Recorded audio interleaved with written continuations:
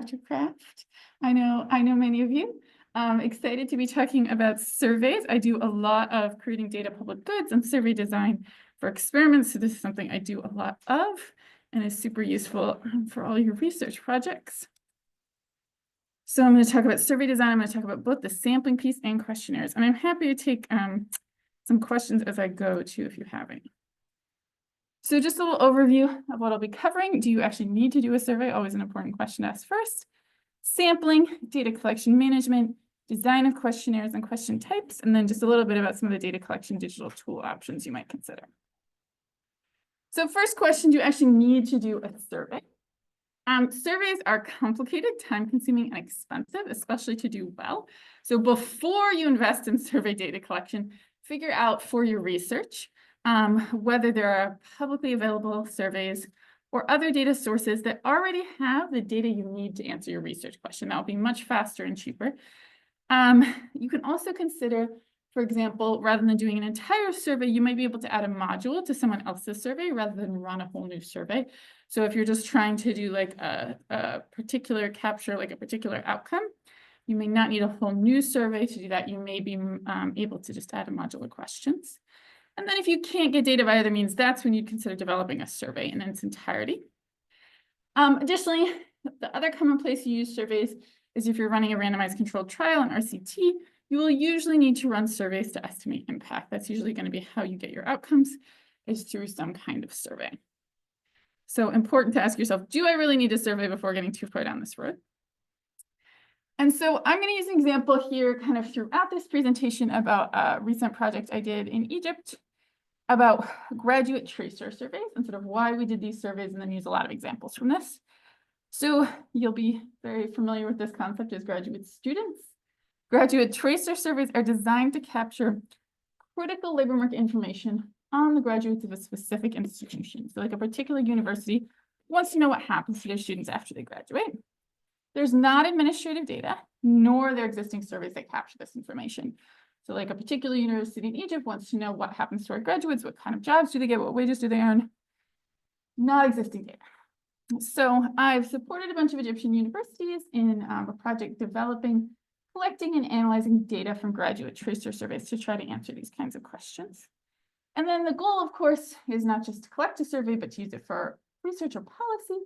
So the analysis and the data can inform improvements within the university and career advising provided to students. So I'm going to make sure you're clear on the sort of goal of your survey. So I'll be using this example a lot as I go through. So in terms of surveying, one question is when or how often to survey. If you're using descriptive or quasi-experimental methods, you may be able to get away with a single cross-sectional survey. So for example, if you're using regression discontinuity design, based on an age cutoff for pre-primary, this is something I've done in some of my research, and you examine the impact on maternal outcomes, you can just have one cross-sectional survey to do that, and you have people above and below the cutoff, then you're good. Some descriptive and quasi-experimental methods, though, may require longitudinal data. If you're looking at labor market dynamics, transitions between school and work, things like that, you may need some longitudinal data. If you want to estimate particularly time-fixed effects or difference in difference models, again, you need some longitudinal data. You can sometimes capture this kind of data in one survey retrospectively. So asking people about like, when was your first job, things like that, but they're going to be recall issues. So it's probably better to have longitudinal data if possible. And then if you're doing an RCT or an experiment, you typically undertake a baseline survey, implement your intervention. You might have some midline surveys, and then you're going to have an endline survey. Some people have made the argument you can skip baseline. It's expensive. If you're randomizing, it doesn't matter, but it's still pretty common to do. So here's an example in terms of sort of when to survey, what we thought about for the graduate tracer studies in terms of starting with like they're in an education program. So you could even survey them during their education. And then there's a graduating cohort, and that's typically when you have an exit survey. And it's really important to get good contact information. One of the things that comes up a lot in data collection, when we're trying to do longitudinal data collection particularly, is getting really good contact information to then retain people across your panel. The contact information is phone numbers, emails. Phone number, second phone number, friend's name, friend's phone number, email, WhatsApp, like everything you can possibly get, because, you know, you can start with the main phone number and hopefully you get them. But if you don't, the more contact options you have, the more likely you're like to get them somewhere along the way. So we typically collect like not just one phone number, but as you know, if a second phone number, a friend's phone number, what's the name of your, friend or family member, your email, do you have WhatsApp, do you have LinkedIn, like whatever way we might be able to reach you. This will depend a bit on context, right? Because in some contexts, people don't even have, may not have phones, like Sudan, not necessarily having a phone. So then you're going to be much more about like GPS coordinates or, names of the neighbor who knows you best or something like that. But super important to do this for longitudinal purposes, and then have a plan for how you're going to safely store this personally identifiable information. That is another tricky one, because sometimes I've worked with even national statistics offices that have lost the identifiers. So you want to make sure you have a really good plan, and your IRB will probably make you write up a plan for storing that contact information, because you'll need it to do then subsequent data collection, like if you're doing a graduate tracer survey, graduation plus 1 year, graduation plus 3 years, you're following people over time and seeing how their transitions look. You need to be able to recontact them. So you also update their contact information as you go. You do this information because it can be like a little personal. Oh yeah, people may not want to. So this is where, in terms of surveys, you'll want to think about like, can I get a budget for incentives? Like phone credit is often a common one. And you do usually allow people to refuse to share this, right? But then they're gonna, they might be willing to share their number, but no one else's, or they might not have another number in their household or friend.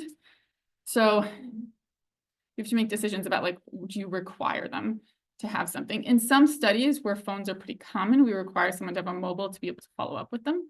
But in other contexts, we don't. Like if you're talking about Jordan, like 98% of people have a mobile phone, require that there.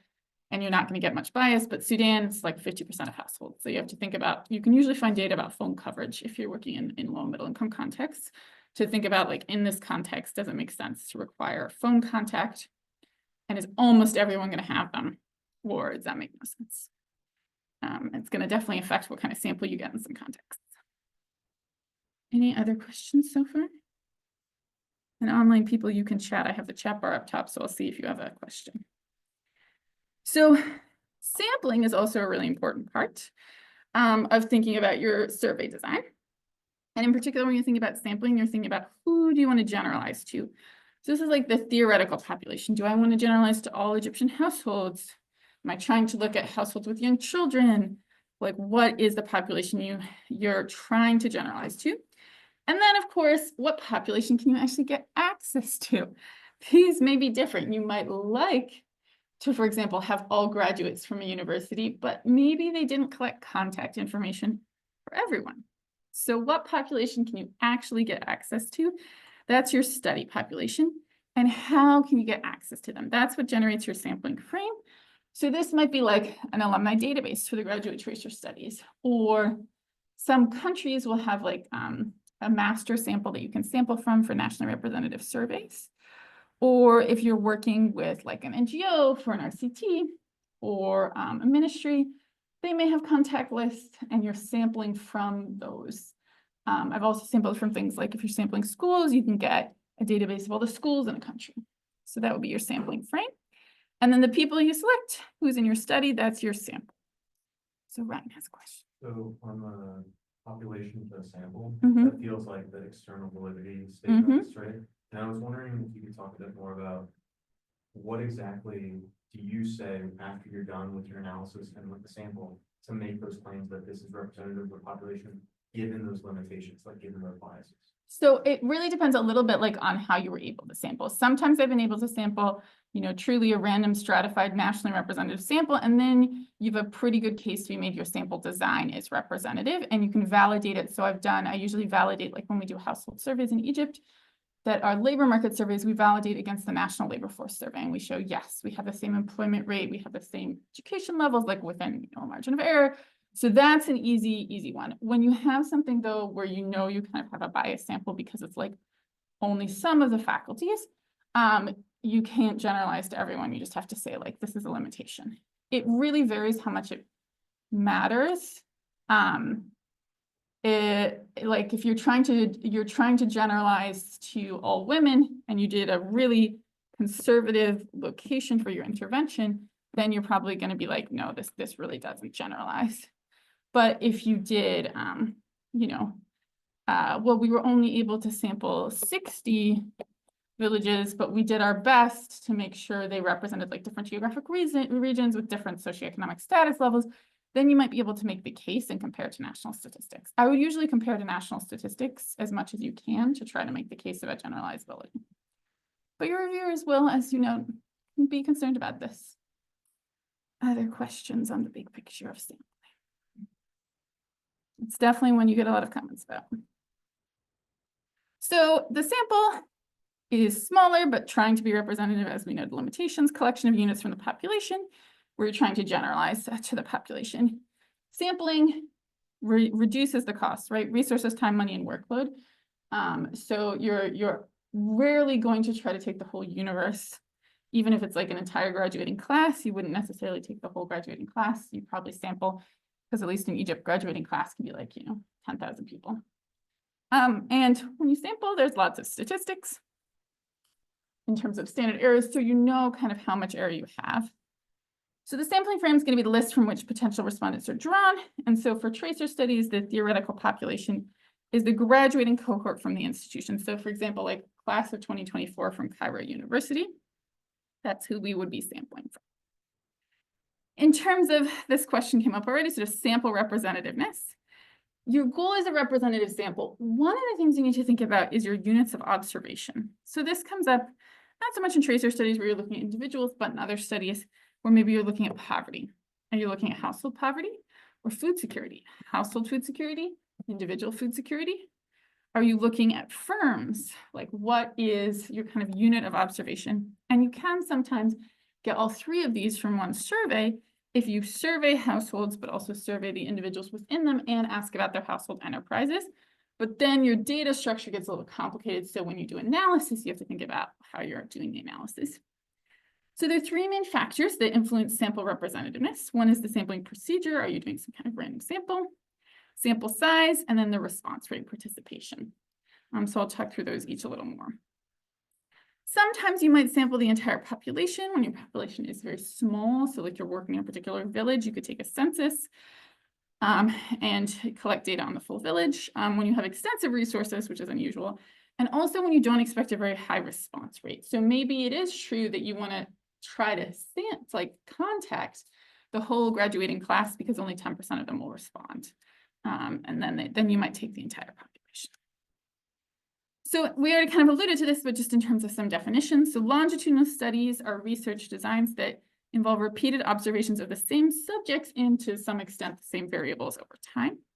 And then these tracer studies I've been talking about are one type of longitudinal study where a sample, a cohort, a group who experienced a common event like graduation in a selected period are observed over time. So this is, oh yeah. You're gonna talk about the sampling procedure, right? Yes, that's coming up next. I think sample frames first, but we're working to sampling like different types of sampling. So like for tracer studies, just to kind of understand what we were doing in this example, I think examples make it more helpful because they're concrete. So the tracer study sample frames, ideally we'd have as our sample frame, a list of all the students graduating in a particular year or cohort and all their contact information. So home address, phone, non-institutional email, possibly social media handles like LinkedIn, ideally alternate contacts, parents' phone numbers, for example, friends' phone numbers. The ideal sample frame, if successfully sampled, then allows you to generalize to all the students in that cohort, but it requires the university having, which it doesn't necessarily, and sharing, which it may not necessarily, this contact information. Now you can try to sell like a university on, oh, you should create this. You can be like, a university-wide exit survey is going to be valuable for you.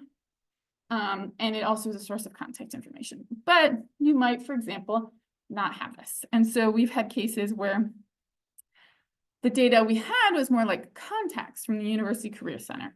So we can gather contact information for each individual who reaches out to the Career Center for a meeting or an event. They keep track of that.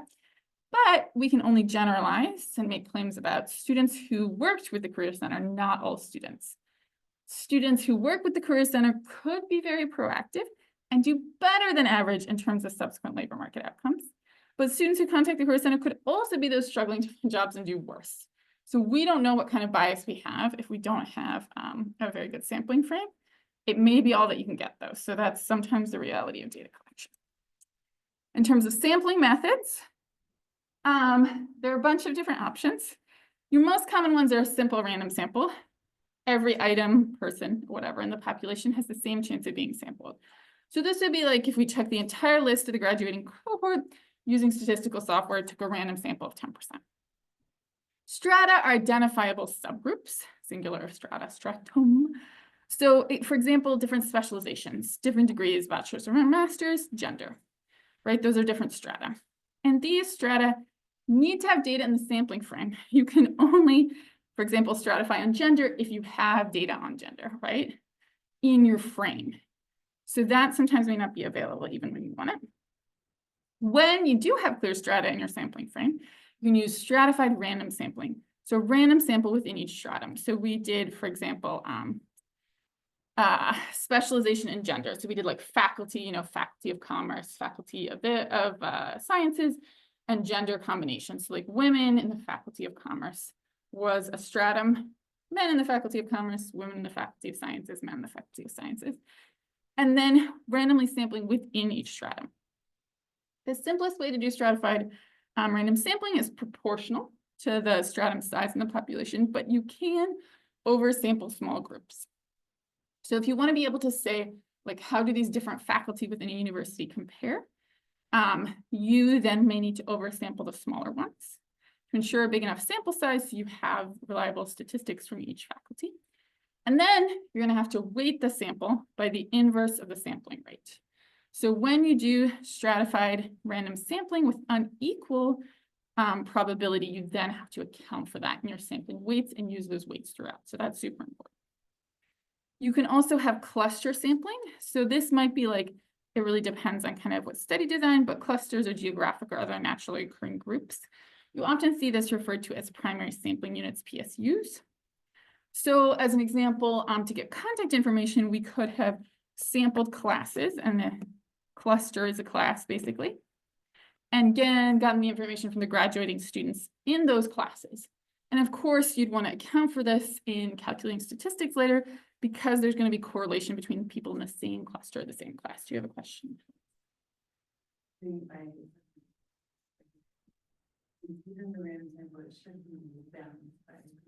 Yes. So if you want to make sure you have enough observations from a group, for example, it's being able to make generalizations about subgroups. So like if there are not very many students from a particular faculty, you'd only get maybe 10 from the faculty of commerce. You couldn't say anything about just 10 students, but if you oversample to get 50, then although you can weight them in the university-wide statistics, you can then start saying something about, well, the employment rate for this group is, with some margin of error, this much. So that's usually why you do the stratification. You see it a lot geographically too, like countries that have small rural areas or refugee populations that you want to make sure you can say something about, you oversample those. The question. But okay, what happened when because before when you're answering the question of Ryan, you say that you have to check if the ratios and proportion are the same with the census or census, right? Yep. What happened when you don't have a census? Like, for example, informality. If I want to say something about the informal enterprises, but I don't have a census of informal enterprises. Yes, so you're not going to have a census necessarily, very much for informal enterprises, you won't. What you might have is a labor force survey that has the number of people employed in informal enterprises. And then you can say, well, I got a similar industries for the informal enterprises too, after you account for firm size, the employees. So you may be able to find something to compare to, but sometimes there's nothing to compare against. Try to find something though. Can you talk about survey weights later? I talk a little bit about survey weights when we talk about non-response. So one of the places weights come up is here.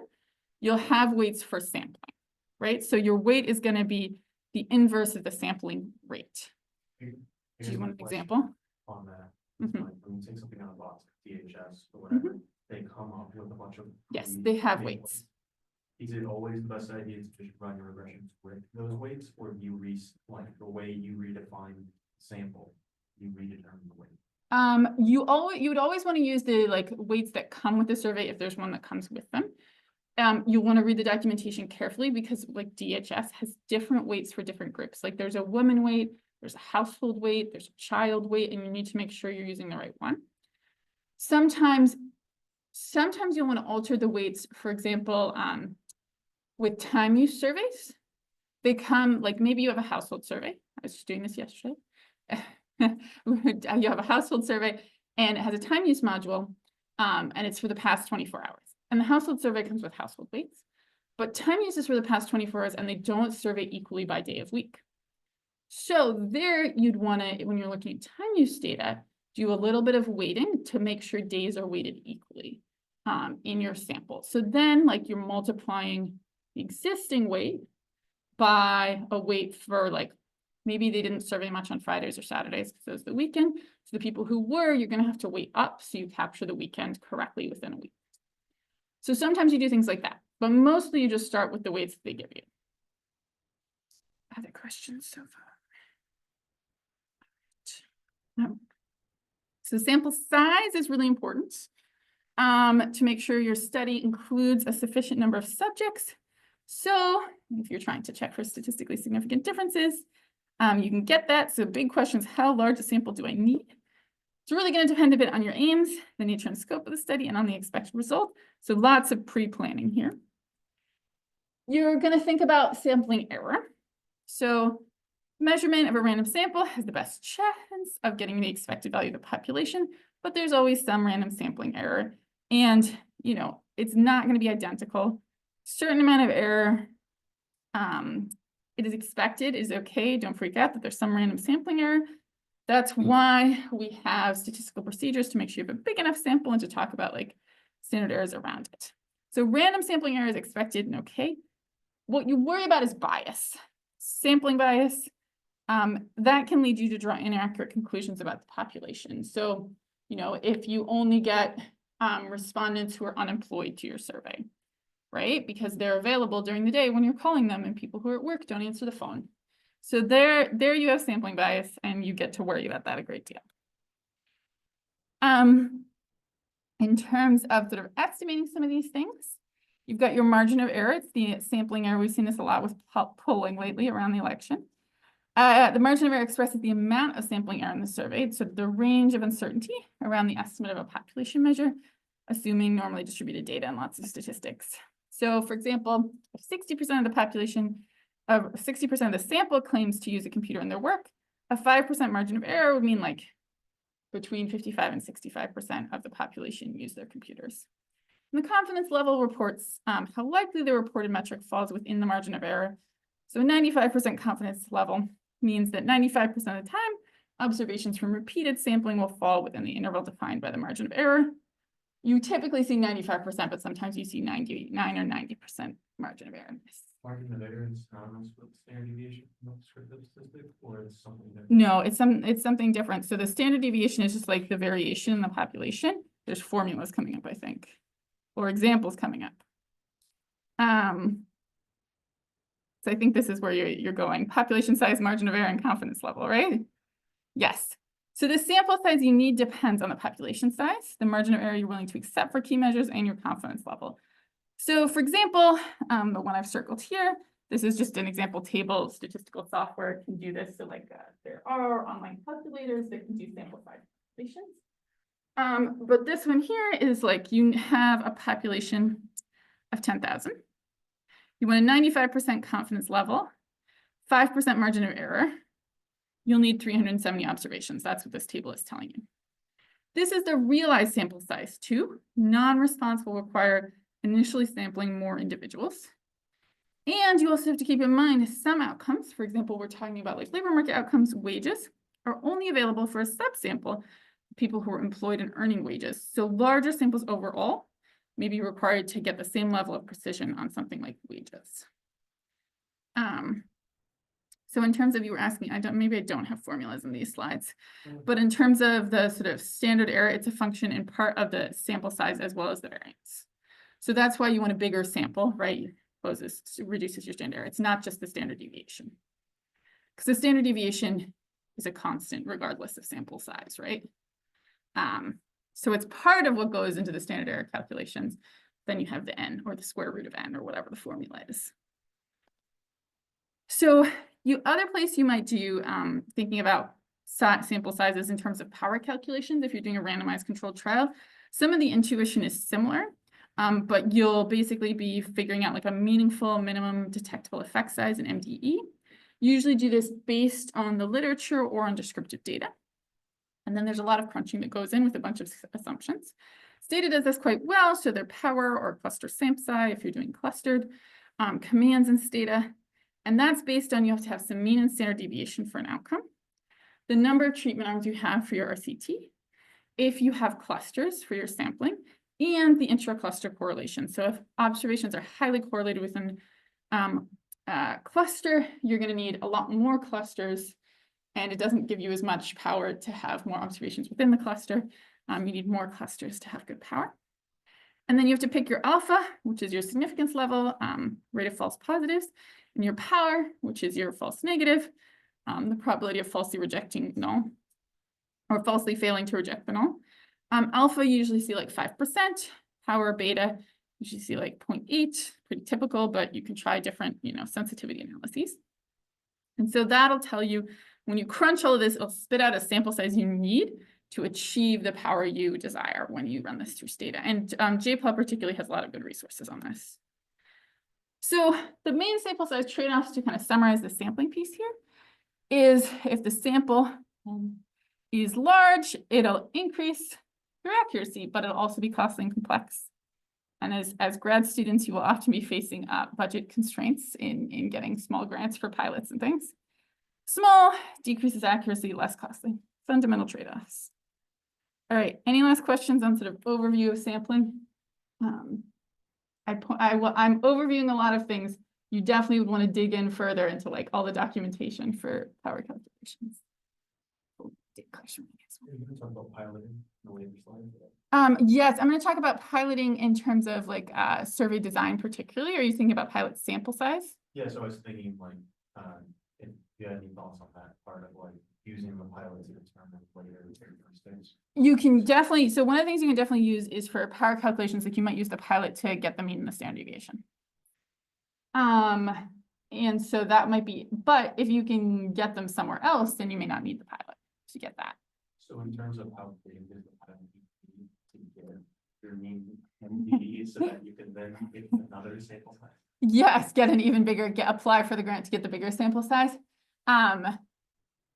I mean, I haven't seen any very clear guidance on that, right? I think a lot of times piloting is driven by like what you have the budget to pilot with. So I don't think there's this hard and fast rule. It really varies a lot in terms of the goals of the pilot. Like, are you piloting the interventions and you just need to make sure the manuals are all together and people understand them? Then you might have a pretty small pilot. And you're just like, we're making sure the intervention works. If you're trying to get some statistics to apply for a grant, then you might want like more like 100, 200 observation pilot. So I've done them with kind of that whole range from like, we piloted with 12 people to we piloted with 200. The 12 is just like, we tried it out and made sure, the food boxes showed up on time or whatever. The 200 is more like, oh, we actually need some statistics from this to apply for the big grant. But there's not like an MDE for pilots that I've seen. If anyone sees one, though, let me know. That'd be interesting. All right, on to data collection management. So one really important thing is managing like all the sample information, particularly contact information. So for your sample frame or whatever, contact information can be received in a variety of formats: written, email, online, phones, over the phone. You'll need to get a single standardized database in order to sample from it. You need to ensure the data, which are personally identifiable information, are securely stored. So you will need to get IRB, your Institutional Review Board approval for your sample, your questionnaire, and your study well before starting research and actually getting that contact information. And you'll also need a process if you're doing longitudinal data collection for updating contact information. So like students are likely to move after graduation, they may change phones, they may change emails. Part of your survey will probably be for your longitudinal data collection. Like there'll be a module about tracing people over time. Oh, do you have an updated phone number? Things like that. Non-response is your biggest sort of data collection management problem. When individuals in the sample don't respond to the survey, creates a number of problems. One, it's a smaller sample size, but particularly you're worried about non-response bias due to selective non-response. So that's like graduates who obtain jobs are busy and less likely to respond. The sources of non-response can include failure to contact, so like bad phone number, busy signal, bad number or email. These you have a little more control over, like making sure you have multiple forms of contact. If you're working with a data collection firm, right into their contracts, they have to contact people, you know, at least 3 times or at least 6 times at different times of day on different days of the week. Or if you're doing the contacting, you get to try to do those things yourself. So there are some things you can do in terms of failure to contact that might reduce them. And then there's also refusals. You have to ask for consent and individuals may refuse. This is where like small incentives can be helpful. Phone credit's a pretty common one these days if you have the budget for it. Refusals also may depend on the length of your survey. So people are much more willing to do shorter surveys. Longer ones, they may be like, nope. Ryan has a question on that one. Well, so on the refusal, Mhm. right, the way I read that is like no consent for the whole questionnaire or like the whole instrument. Yeah. But for certain questions, right, you ask, I Wait, don't know, or I refuse. Mhm. Is there a trick or a way to handle that where, you know, you're going by, there's some covariates and now I drop some of the sample because as I add in covariates, they refuse to answer these questions, or there's certain outcomes and they just refuse to answer them? So it depends on if it's an outcome or a covariate. If it's an outcome, you're probably just going to have that be missing, and that's going to be like wages are a common one. People don't like to report detailed wages. They may refuse on that one. Set it to missing.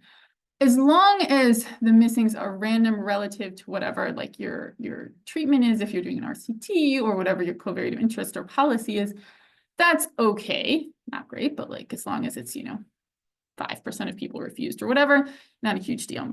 If it's a control variable, what you more typically do is if it's more than a few observations, you create a control for being missing and then you use the mean. Or like if it's categorical, you'll just have the category as missing. But if it's something continuous, you're like wages is a control, but wages missing, and there's a dummy for that. And then you put the control group mean or the overall sample mean if it's not an RCT for the people with the missing, and then the missing control picks that up. So I typically I put in my pre-analysis plans for randomized controlled trials, like what to do if they're missing. And we say specific things like, you know, it will create a dummy variable for age missing if it's more than 1%. You can set up just some like, if you lose a few observations, no one's really going to ding you on it. But if you're losing an appreciable percentage, then you want to have a plan set up for that. And you can usually control for that as long as it's not an outcome. And then if it's an outcome, you hope it's randomly missing. And you try to demonstrate that. This is another place too where weights come in terms of non-response. So you calculate and report the response rate. So respondents relative to the sample times 100. And you can report this like if you did stratified sampling, you'd report it per strata and then use the inverse of that to weight per strata as well. So I already alluded to some of these sort of solutions. In terms of reaching respondents, you want to ensure multiple up-to-date forms of contact information, reach out through many forms of contact. This might be like texting them to say they're going to get a phone call, texting them to be like, you didn't answer our phone call. Can you try, you know, scheduling with us? If you've contacted, but they're not responding, try to think about like how the invitation to participate to make it appealing while still accurate. Send friendly reminders at different times of day, provide incentives, and keep your surveys short and simple. So that's like avoiding sensitive information or letting individuals opt out of particular information. Don't ask people if they're paying income taxes and allow for example, reporting income continuously, but then if they refuse, ask them like, oh, well, can you give us a category? If you don't want to do the category, then not at all. And you do have to set expectations. The IRB will make you do this. Tell people at the start of the survey how long it'll take. Attrition is particularly concerning in longitudinal studies. So this is where participants in one round of the study don't respond to the next round. So like not allow response to the exit survey and the 1 year after tracer survey, but not the 3 year after tracer survey. And attrition happens if it's random, not a big deal, just reduces your sample size and statistical power. But attrition bias we worry about is because there tend to be systematic differences between the people who do not respond and those who continue. It's a similar problem to initial non-response bias. It can compound initial non-response bias. For example, someone who obtained a job between year 1 and 3 may then attrit at the 3-year survey. And in RCTs, it's attrition related to treatment. That's really a huge concern, because if you, for example, lose more of the control group because they're not getting anything from you, you're going to have a problem in terms of like, oh, well, people who remain have differential characteristics, and is that what's driving any outcomes at endline? So consequences, attrition reduces sample size. Make sure you develop your initial sample to be large enough, even when there's attrition, and increases bias. A lot of the solutions are the same as reducing non-response bias, collecting up-to-date contact information at the end of previous surveys, and mechanisms for updating the contact information. So like if there are other ways you can get additional contact information. So this is a kind of fun JPAL. I have a bunch of JPAL diagrams that I've used here. They have nice materials that I'll reference at various points. And if you want to dig into these more, it's really a trade-off between precision and bias. So like different data collection methods are going to have potential trade-offs between sample size, response rate, therefore precision and bias.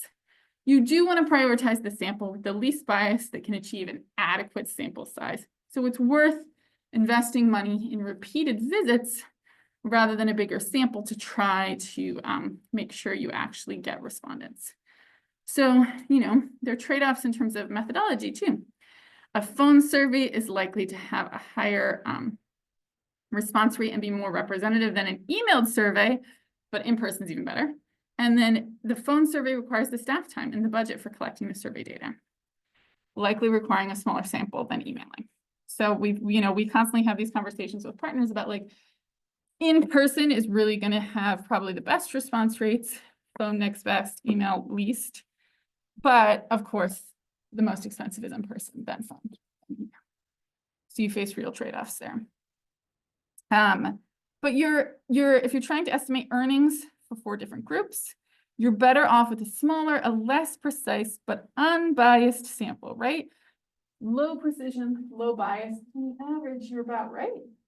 You're better off with that than something where you're very precise, but you have high bias. So you want to think through kind of what is your best one is high precision. You may not be able to get that. So you'd rather have a little less precision, but unbiased statistics overall. All right. We talked a lot about sample and data collection. Any questions on data collection before I talk about question? Bias. If you prove it that it's random, yep, there is not going to be a problem, just more for the sample size. Exactly. So if you can demonstrate, like when you do this, if you're running an RCT, you show attrition models and you say like, are any of our covariates at baseline related to attrition? Is the treatment related to attrition? If the answer is no, you're good. But you cannot do the same for the no response bias. You can sometimes compare if you have a sample frame. You can say something like, so I've done things like, okay, we know that this sample should be representative of all phone users in Egypt. Here's an in-person survey that has a question, do you own a phone? And I compare it to my phone response. So you can sometimes make comparisons, but you have to, again, like you were saying earlier, do you have an informal firm census? Well, no. But some things you can make comparisons to, like what the population should be. Depends. On to questionnaire design. So we're going to dig into designing a good questionnaire. Good questionnaire meets the research objectives. You answer your research questions. I really am a big fan of developing a pre-analysis plan, even if you're not doing a randomized controlled trial, right? Or drafting a report template, which is kind of similar. It's all the tables and headers, but empty. And ensure all the data you want is captured in the questionnaire. I have seen a lot of studies kind of go awry because it was like, oh, we didn't think through what we needed at the start, forgot to ask that at baseline, ended up with a problem. You're gonna spend a lot of time nerding out about questions, so like complete and accurate responses, trying to make it easy for respondents to give the information and easy for you to analyze. So like paragraphs of text are not great. Open-ended questions are not great for analysis. There are some cases where you might do text analysis, but those are fewer. And then keep it brief and interesting. You're better off with a good response rate and accurate responses to a short questionnaire than a low and biased response to a long questionnaire. So they're really trade-offs there. So in terms of kind of how I go about this when I'm designing questionnaires, what kind of information do we want? Start with a rough listing of the questions. Don't worry about kind of wording in the first go, and then refine the question phrasing. Develop the responses and response format. You have to then plan sequencing and skip patterns. So like some questions are not applicable. If you're not a wage worker, you don't answer the wage questions. You want to design those very carefully. And then you're probably programming it into some kind of tablet or software. And then you're going to have to pre-test and revise. So I'll dig through those steps. So what information is required? You have research questions. So like for a tracer study, we might ask, what happens to graduates after leaving the education or training institution? Do they have the skills and knowledge they need? Things like that. So we have objectives to measure the employability of graduates. You know, this is things like their employment situation, time to get first employment, duration of job search. So we just did this kind of brainstorming initially and wrote things down like this. These aren't questions yet, but they're topics under which we can develop questions. So you'll want to kind of have your research questions, some kind of topics, and then you work on digging into specific questions. Oh, question from Ryan on questions. So on the questions, when you make your design, you usually start with like your research questions and thinking about the regression, and then you map those to specific questions as you develop them. So it goes a little bit like, here are my research questions. And then, so here are the kinds of questions we need. Like, we're going to need some demographics. We're going to need labor market statuses. We're going to need job characteristics. And then we start spelling out things like primary outcome is employment. Employment is defined as, and then you quote the question, and then you say something like, we code, you know, because it could be from multiple, like the variable employment could be, were you working in the past 7 days, or were you temporarily attached to a job? So those are two questions that define the variable employment. So like in the pre-analysis plan, we map through all of that. There's a very tedious phase as you're trying to finalize your questionnaire, finalize your pre-analysis plan. We have to make sure that if you change anything in one, you change it in the other, which is very important. But did that kind of answer? Yeah. Mm-hmm. So you kind of write out the questions you might want to ask to respondents. Try to do good wording initially, but that's something you can keep refining. And you may require multiple questions to get the key information of interest. So unemployment is based on a combination of questions like, do you want to work? Are you working? Are you available to work? Are you searching? You may want to ask for things in different ways too, like start dates and end dates, and calculate duration. So remember, some things it's better to ask people the question, and some things it's better to ask them like a couple of questions and you calculate the outcome from that. So one thing to keep in mind too is redundancy. You don't need to ask for date of birth and age. You can just take one. And you don't need to ask for data you already have administratively or from previous waves. So, you know, for example, we made this listing of like demographics we needed, labor market status, job characteristics we wanted as a sort of rough listing initially. And then we started developing the questionnaire. In terms of question wording, biggest advice here is don't reinvent the wheel. There are existing questionnaires. They are publicly available. Question banks, they can provide standardized, tested wording, often in different languages. In terms of question design, each question should be, this is a kind of silly acronym, but I think it's really helpful. SMART, so specific, asks one precise question, measurable. For economists, we care about like quantifying accurate and unbiased information. Accessible, which means like understandable. People can comprehend it, it's clearly defined. It's relevant, right? It measures a key outcome for your study or a key intermediate outcome. And time bound, this is particularly important for a lot of like, well, you can't just ask them, what are your wages? You have to ask them, what were your wages in the past 7 days? Or what were your wages in the past month or something like this? And then you might even want to say past 30 days rather than past month, because past month they might think, oh, it's October, so I've been working 20 days to think through all of those.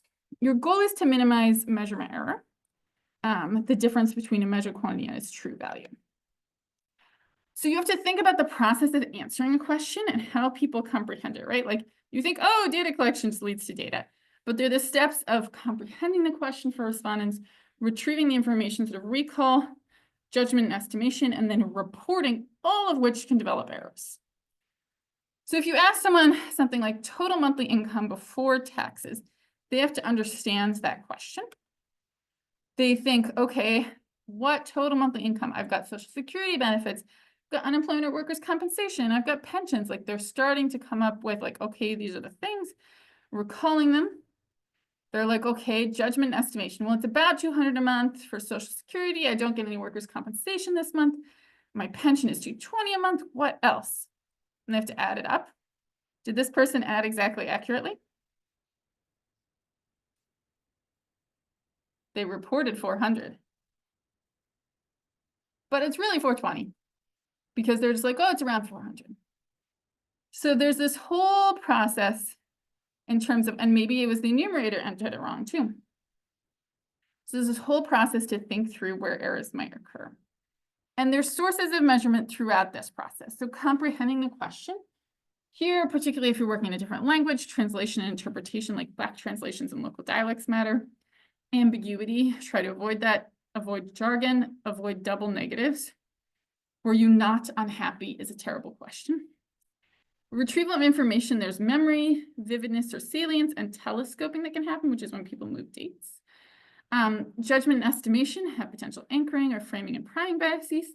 And then reporting an answer, this is really important in terms of your design of the questionnaire. What are the number or construction of answer options? Thinking about both respondent characteristics and surveyor characteristics, how they can affect reporting. Lots of studies showing like gender of the enumerator matters for responses. Sensitivities, all of these things. And then recording, just making sure when you're recording, for example, you allow a valid range. So like month of birth should be between 1 and 12, right? Surveyor characteristics. You have an example for that? Oh yeah, there's a lot of papers, for example, like if you have a female enumerator, women are more likely to, for example, disclose intimate partner violence. So there's a whole field of research about like how enumerator characteristics, the living standards measurement surveys do a lot of research on this, about how enumerator characteristics relate to the kind of quality of data you get. I feel like Tavneet Suri has a paper on this too, maybe? Yeah, there's a whole body of research on that. So you have to think about who your enumerators are as part of your data collection. Other questions so far on measurement error? So you'll want to review your questions for issues. And here are some common ones. And JPL has this great list of things to check your questions for. Vagueness, right? Means that people will interpret things different ways. So for example, how many times did you consume rice this month? Respondents may have different interpretations of even the word rice. What counts as rice? Times, like does that count? You know, well, what if I ate twice in one day? Is that once because it's a day? What's this month? Is it the past 30 days?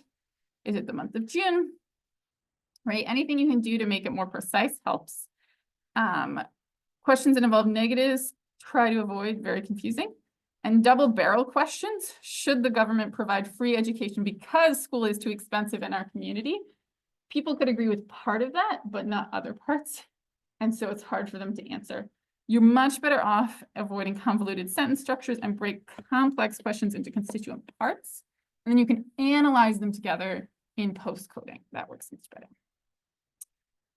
In terms of questions and response types, you're going to have open or close-ended questions. Open-ended questions are where respondents provide a response in their own words. This could be text or numerical. Close-ended questions, they're sort of asked to choose from a list of answer choices.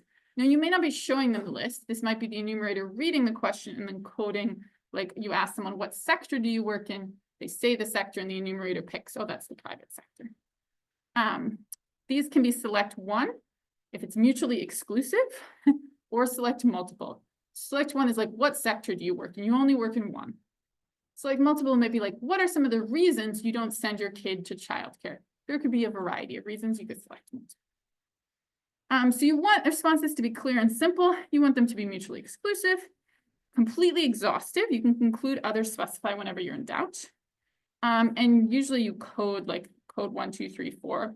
And it's helpful if you do that consistently across questions. You don't want to make yes and no have different codings and different questions. I've seen that happen and it just causes confusion.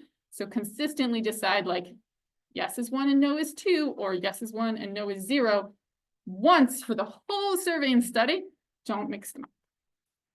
You can also, when we talked about piloting, you can use more open-ended questions at the pilot stage to see what responses are most common and then create closed-ended accordingly, or like add a lot of others specified at the pilot stage and then kind of reduce the set as you go. A lot of questions use response scales. So like Likert scales are an example of this, where you strongly agree, agree, disagree, strongly disagree. There also can be ranked responses. If you want people to rank things, this is more cognitively demanding. It helps us understand interesting things like priorities, but people may have a hard time making a judgment. So this is definitely one where you want to limit your list to fewer than 7 options for ranking. Fewer is better. You know, rank which of these 5 issues are most important or something like that. Don't give people a list of 20. They won't be able to do it. This is one I've run into so many problems with bad skip patterns. Oh, you have a question?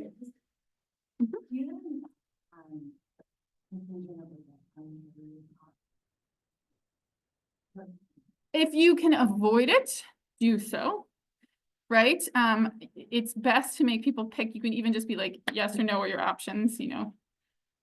Is it okay for women to, you know, send their children to nursery to work, yes or no? And make them kind of commit to the answer that best represents them. You can have neutral in a Likert scale. You know, you may see a lot of people pick that for things that are like controversial or they don't, you know, don't know well. If you can skip the neutral, do so. You'll get better variation in results. So you want to kind of have sequencing in general. It helps to start with general questions, flow from general to specific, less sensitive to more sensitive, like build a rapport with the enumerator. Early questions should be easy and pleasant to answer and, you know, do all those good things. Factual questions first and work your way towards more attitudinal. So that you can like build that rapport. And you're gonna have skip patterns, particularly when surveys are long. So they direct the flow of questions.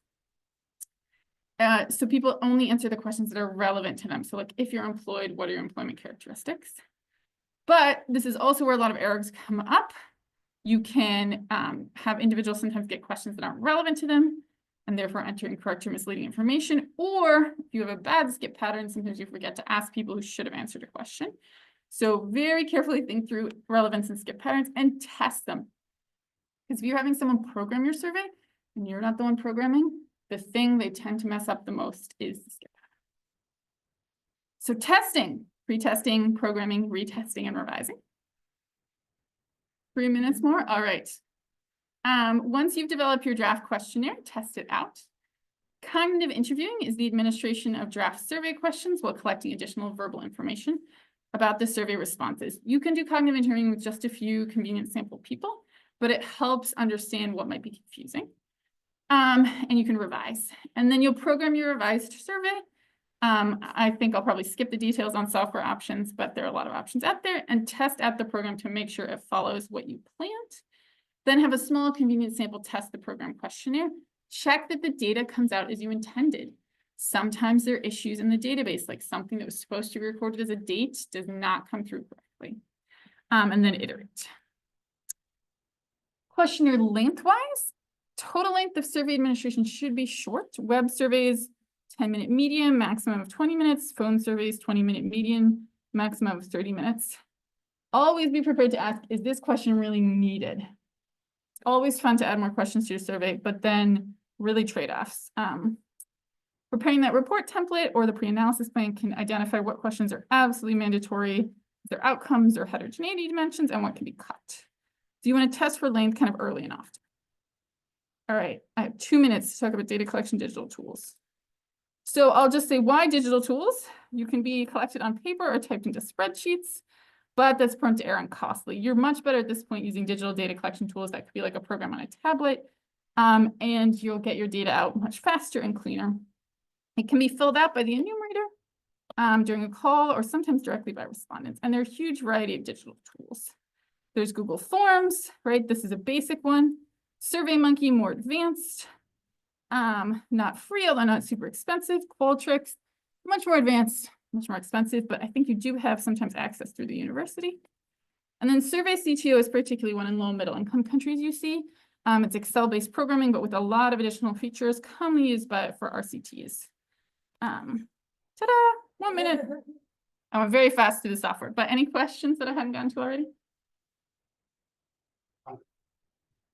Well, okay, I have a question about the example that you used for this, Mhm. the labor. Tracer surveys, yeah. Mhm. Yeah, so the question about to these graduate people Yeah, good job. is about they getting jobs, but the time frame for this is how much, how frequent these waves are. Yes, so we've got some like recent graduates of cohorts of graduates, and we're looking at things, for example, 1 year after and 3 years after graduation, because we know it takes some time sometimes. But we do want to know, like, do people get jobs within a year? That's a pretty relevant question for like career advising, for universities, if a specialization is having a hard time placing their graduates, maybe you want to shrink the size of that specialization and grow some that have better labor demands, things like that. So after 1 year, you get a job, but. Are you employed? Mhm. Are you employed? But it's not like in the last 3 months or in the last 3 weeks. We asked, so the exact question we asked in the survey is, have you engaged in any work in the past 7 days? Past 7 days, the 7 days is like the standard kind of ILO timeframe for defining employment. So we also can look at like, have you ever worked as well? And we look at, are you attached to a job but temporarily absent? Like you might be on vacation, it might be a holiday. So we capture those as well. But still is in these 7 days. In these 7 days, yep, even if it's just 1 hour. But if he got a job more than 7 days ago and he lost it, it doesn't count? So that doesn't count as current employment. Okay. That would count as having ever worked. So those would be distinct outcomes when we analyze it. Mhm. Okay. And we also analyze like time to first job. So we ask the date of the first job and we analyze how long it takes. Yeah, so there are different outcomes coming from the different questions, which you definitely want to make a mapping of like which outcome from which question. Ryan, did you have another question? I have 4, so I wanted to let. I have not, I've seen people online, but I haven't seen any. Hello, people online. Do you have any questions in the chat? People online and quiet. I can also leave it up to the room, but I have lots of questions, and I think that'd be great to get on recording too. Oh, sure.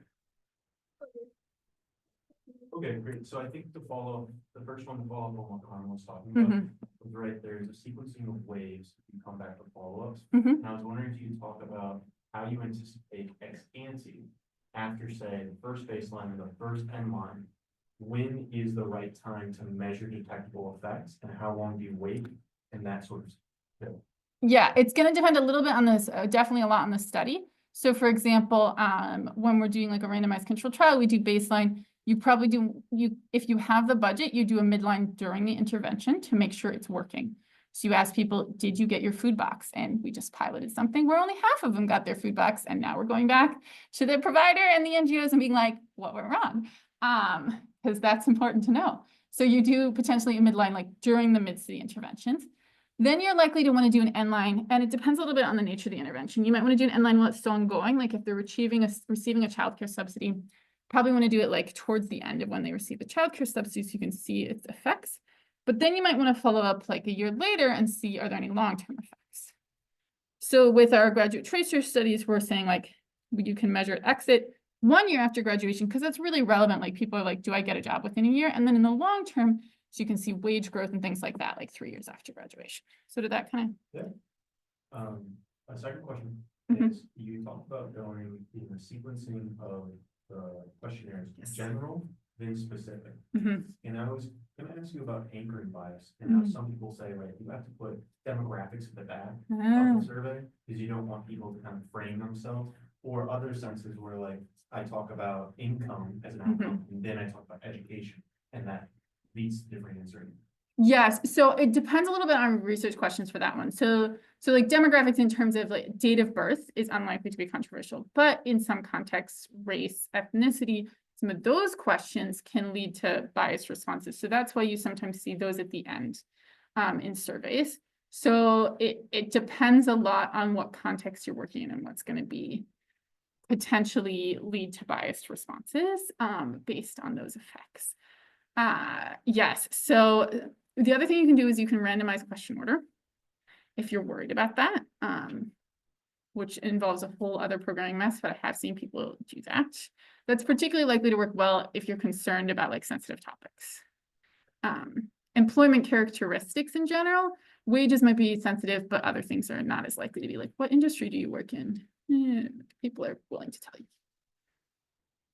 My third question is kind of on attention and fatigue. Yep. So I know for a lot of students, right, that do online surveys in psychology, they always have these like, type in the number 20, and then later it'd be like, type in the number 20 again, or you said your age was this, what's your age again?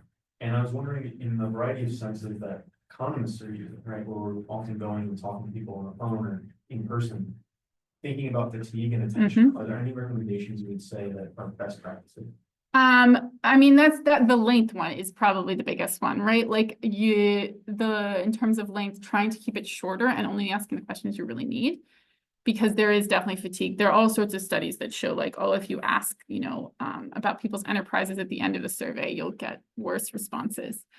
I mean, that's a little bit of a question of like, what's most important for your study. If you're designing a survey just for one study, then you probably want to make sure, the most important and maybe some of the more difficult questions to answer come early enough that you don't have fatigue, but you'd want to make sure you've got enough rapport that if they're challenging to answer, it's like, I mean, there's some trade-offs there in terms of timing. And then there's just some things in terms of sequencing too, like you have to know someone's labor market status before you can ask their employment characteristics. You have to know if they're employed. It's not an easy one.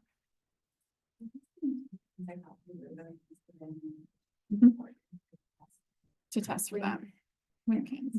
Yeah. But I mean, making it as short as possible while still covering what you need to. I all the time I talk with colleagues about like, do we really need to add this question? It's interesting, we want to know, but if it's not something we're going to analyze in the paper, maybe we don't. So this is my last one. Is on qualitative studies. And so we spent a lot of time thinking about this from a quantitative perspective. But that qualitative bit seems to be a new component. People want that added in. How do you incorporate that into these surveys as like economists, and like how are you thinking about it? So, I mean, a survey is not exactly qualitative unless you're doing some like text responses or open-ended, or putting in maybe vignettes to try to get responses to the vignettes, and that's a little qualitative. Usually I do mixed methods much more as complementary activities. So for example, we're looking at Syrian refugees in Jordan. We're looking at the impact of conflict, displacement, and Jordanian education policies on their educational progression. So we have a survey that gets like dates of attendance, what grade you're in, did you repeat grades, did you have interruptions, all of those things, like where were you in Syria, all of those things quantitatively. And then there's a complementary qualitative component where we did individual in-depth interviews and focus group discussions to capture like, why did you make these decisions? And I think that's where the qualitative is much stronger as some of the why pieces.